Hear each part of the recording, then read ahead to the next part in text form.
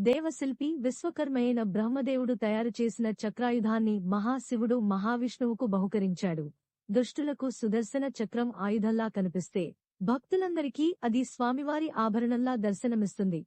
మంగళవాద్యాలు, నైవేద్య నీరాజనాద్యుపచారాలతో చక్రదేవతను ఆరాధిస్తారు.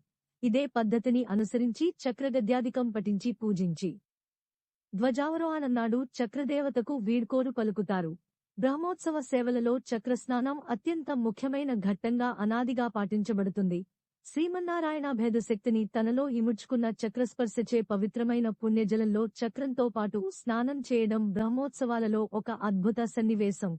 చక్రస్నానం వల్ల సర్వపాప విముక్తులై విష్ణులోకాన్ని పొందుతారని ఆగమోక్తి. సృష్టిక్రమం దోషదూషితం కాకుండా ఈ చక్రం కాపాడుతుందనేది యోగుల విశ్వాసం. శ్రీవారి చక్రం అజ్ఞానాంధకారాన్ని పటాపంచలు చేసి జ్ఞానకాంతులను ప్రసరింపజేస్తుంది. తోటి